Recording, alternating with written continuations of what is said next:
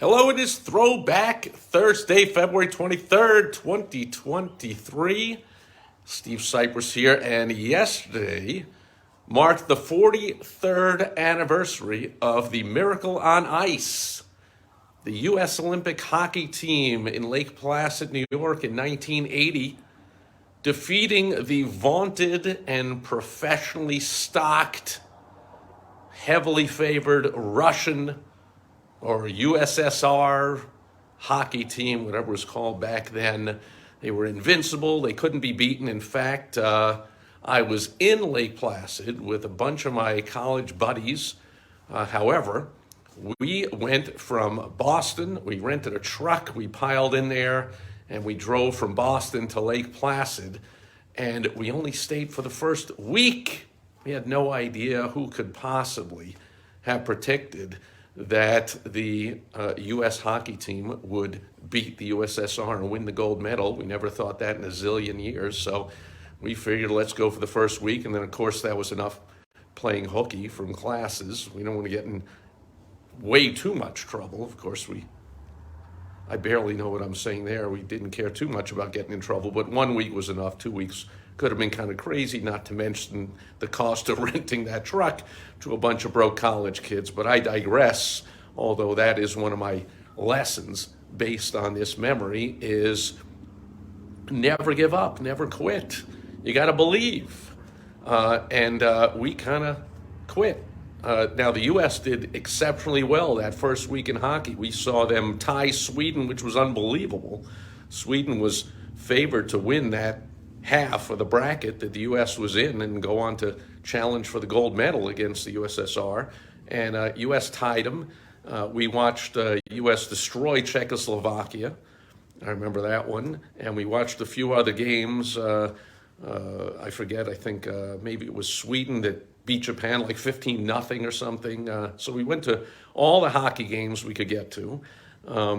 We went to a bunch of the other outdoor events. I know we watched Eric Heiden win gold in speed skating. And then the day after, the Miracle on Ice, where the hockey team beat the Russian or the USSR hockey team, Eric Heiden won his fifth, some kind of a record, fifth gold medal Olympic speed skating medal or something. We didn't know that this kind of stuff was going to happen, so we vamoosed out of there, and we ended up watching on TV that Miracle on Ice game, just like almost everybody else. That tiny, tiny venue, I think, held 8,000 or 9,000 people in Lake Placid, so almost everybody else watched it on TV and was on tape delay. That was way, of course, pre-social media days and pretty much internet days, because, of course, you can never get away with that. The word would get out all over the place and ruin the ending and spoil alerts, and you'd hear screaming and yelling, and you see parades and people going crazy if you were trying to watch it on the replay, and you'd know that people heard about the great news. But back then it was spectacular, it was awesome. Sports Illustrated called it the greatest sports moment of the 20th century. Come on now. Al Michaels called it the greatest moment of his career, which was like a 40-year career at the top of the heap in broadcasting, sports broadcasting. They made a movie out of it.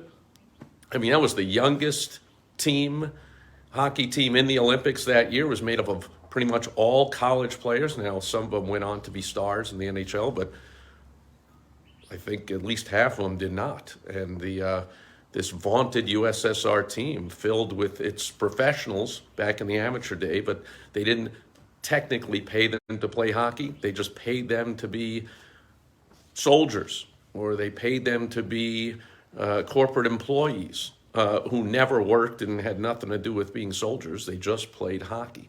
And that's how they got away with that nonsense. Anyway, the Miracle on Ice. Do you believe in miracles, as Al Michaels called it, counting down the last 10 seconds of the game?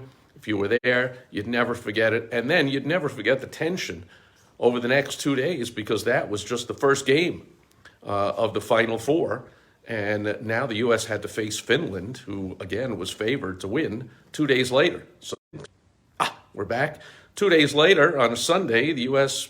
had to play Finland and had to somehow come off of that high of beating the Russians and somehow beat Finland. And again, I think they did against Sweden, against Russia. Now they did against Finland, I think also. They fell behind early, but they came back to win that one, which of course was amazing. And that locked in the gold medal. But even without that, I have to say, even if they had to win the gold medal, just beating the Russians, that was back during the Cold War, during the recession, the Jimmy Carter years, say no more, although we're re-experiencing there. Jimmy Carter finally, recently was announced hospice care, and he's kind of giving up on, as he's near 100 years old. I think the oldest president, oldest living ex-president ever.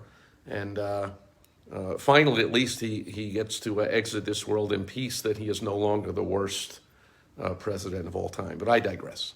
Do you believe in miracles? 43 years ago, Lake Placid, New York, 1980, U.S. hockey team in the Cold War beat the Russians, and I think it had just been announced just before that. Carter had announced that the U.S. was boycotting the Summer Olympic Games coming up in a few months. So that was just huge for the nation, of course, huge for those kids, huge for any sports fans, and still remember it today, even though we had a chance to be there.